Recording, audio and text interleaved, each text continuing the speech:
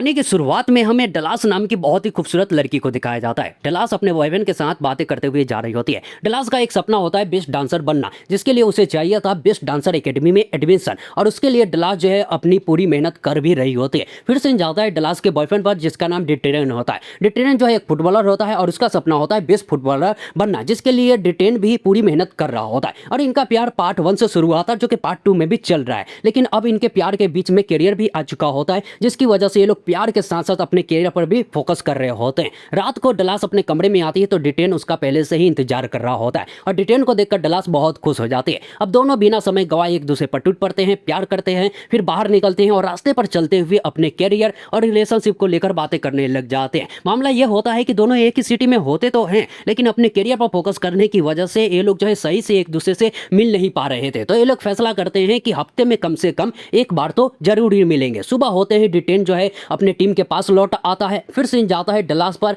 जो टीचर के सामने बैठी होती है, और टीचर डलास को एक बहुत ही बड़ी बुरी न्यूज सुनाती है। असल में मामला यह होता है कि जो ट्यूशन फीस है वो बढ़ चुका होता है, और जितने पैसों में जो डलास है शुरू से सब कुछ मेंटेन करते हुए आ रही थी वो टूट चुका था, जो कि डलास के लिए सबसे बड़ी मुसीबत होती है। वहां से सीन रात को आता है सीधा बार में, जहां डलास जो है अपने दोस्त को सारी बातें बताने लग जाती है। अब उसकी दोस्त जो होती है डलास को अपनी एक दोस्त के बारे में बताती है, जो कि सीनियर होती है और कॉफी शॉप चलाती है। वहां पर जाकर डलास को नौकरी मांगने के लिए कहती है। अब डलास भी खुश हो जाती है, क्योंकि ऐसे सिचुएशन में उसे नौकरी मिल रही थी। फिर रात को जो है डलास कमरे में होती है और डिटेन का इंतजार कर रही होती है, क्योंकि आज जो है मिलने का वादा होता है। इंतजार करते करते डिटेन आता तो है, लेकिन बहुत ही देर आता है। दोनों प्यार करते हैं, फिर सीधा पब आ जाते हैं जहां डांस करते हैं, बहुत ही अच्छा वक्त गुजारते हैं। और सीधा अगले दिन जो है सीन आता है ग्राउंड में। ग्राउंड में डिटेन जो होता है अपने डैड के सामने खड़ा होता है और बातें कर रहा होता है, क्योंकि आज जो है डिटेन का बहुत ही इंपॉर्टेंट टेस्ट मैच जो है शुरू होने वाला होता है। और डिटेन जो है डलास को फोन करता है तो पता चलता है डलास जो है उस कॉफी शॉप में आ चुकी होती है इंटरव्यू देने के लिए। अब जो डलास होती है वो डिटेन को मना करती है कि वो अभी भी जो है बहुत ही इंपॉर्टेंट काम में फंसी हुई है,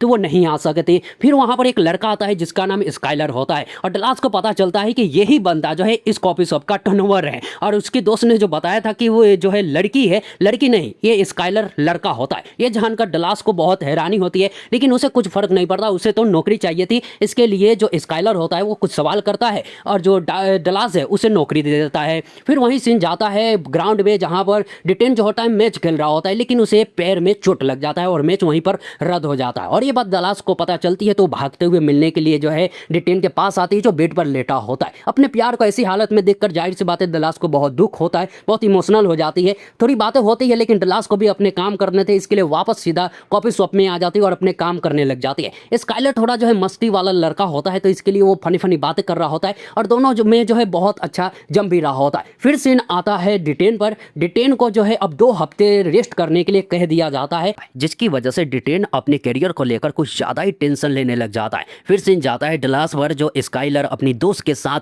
मस्त घूमने में, बातें करने में, मौज मस्ती करने में लगी होती है। फिर सीन रात को आ जाता है। पब के बाहर डिटेन लंगड़ाता हुआ आता है डलास से मिलने के लिए। फिर ये लोग पार्टी में जाते हैं, अच्छा वक्त गुजारते हैं। फिर सीन अगले दिन कॉफी शॉप में आता है, दोनों बैठे बातें कर रहे होते हैं, लेकिन डलास देखती है कि डिटेन अभी भी अपने करियर को लेकर कुछ ज़्यादा ही टेंशन ले रहा है, अपने जो है ऊपर बहुत ज़्यादा प्रेशर डाल रहा है। तो डलास जो उसे समझाती है कि इतना ज़्यादा टेंशन ना ले, लेकिन डिटेन कहता है कि अगर वो खेलने के लिए नहीं गया तो उसका दोस्त उससे आगे निकल जाएगा। डलास सारे मामले को समझ जाती है और कुछ ऐसा बोल देती है जिसकी वजह से दोनों के बीच में पहली बार अनबन शुरू हो जाता है, और लड़ाई आगे बढ़ती कि दोनों का एक दोस्त आ जाता है, दोनों से बातें करने लगता है, तो जो मामला है वो वहीं पर दबकर रह जाता है। फिर सीन अगले दिन पर आता है। डलास अपने दोस्त के साथ बैठी बातें कर रही होती है, और दोनों के बीच में जो बात हुई थी, लड़ाई झगड़ा जो भी कुछ हुआ था, सब कुछ बता चुकी होती है। अब उसकी दोस्त जो है डलास को बताती है कि गर्लफ्रेंड बॉयफ्रेंड के बीच में लड़ाई तो होते रहते हैं, लेकिन असली मजा अपने बॉयफ्रेंड को मनाने में आता है, और उसका इशारा किस तरफ होता है डलास अच्छी तरह से समझ चुकी होती है। फिर सीन जो है रात को आ जाता है। दोनों जो है एक जगह गाड़ी में बैठे होते हैं,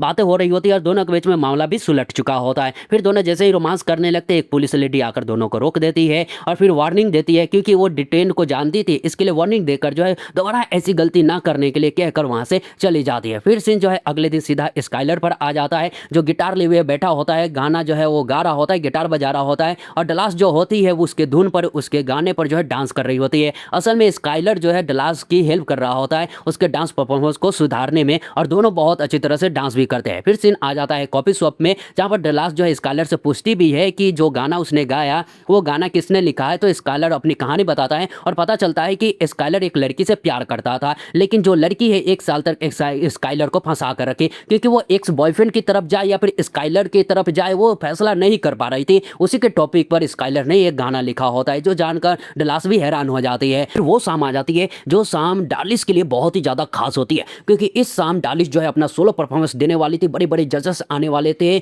और ये जो परफॉर्मेंस है वो जो है डालिस के लिए, उसके करियर के लिए बहुत ही ज़्यादा इंपॉर्टेंट होता है। जाहिर सी बात है डालिस चाहती थी डिट्रेन आए। डालिस जो है अपना परफॉर्मेंस देने लग जाती है और बहुत ही खूबसूरत तरीके से अपना परफॉर्मेंस जो है देती भी है, लेकिन डिट्रेन नहीं आता। जब वो बाहर निकलती है बहुत उदास होती है। स्काइलर उसके सारे दोस्त आए होते हैं लेकिन डिट्रेन नहीं आया होता, जिसकी वजह से डालिस बहुत दुखी हो जाती है, बहुत इमोशनल हो जाती है और अकेले ही घर की तरफ जा रही होती है। तो डिट्रेन आ जाता है, समझाने की कोशिश करता है, बताता है कि वो क्यों नहीं आया, लेकिन जो डिट्रेन होता है वो भी कुछ सोच कर आया होता है। यहाँ पर जो है डालिस कहती है कि उसका जो है आज बहुत ही इंपॉर्टेंट जो है सोलो परफॉर्मेंस था लेकिन वो नहीं आया। और डिट्रेन जो है थोड़ा शांत रहता है, फिर कहता है कि वो अपने जो है परफॉर्मेंस पर, अपने करियर पर फोकस नहीं कर पा रहा है, इसके लिए वो जो है इस रिलेशनशिप को लेकर आगे नहीं बढ़ सकता और वो इस रिलेशनशिप को यहीं पर ख़त्म करता है, जो कि डालिस के लिए सबसे बड़ा झटका होता है। उसने तो क्या क्या सोचा था लेकिन इस तरह से सब कुछ खत्म हो जाएगा जो डालिस से उसने सोचा भी नहीं था। वो रोने लग जाती है और वो समझ भी चुकी होती है कि अब कुछ कहने का फ़ायदा नहीं है, इसके लिए वो रोते हुए सीधा घर आती है, बिस्तर पर जो है लेट जाती है और रोने लग जाती है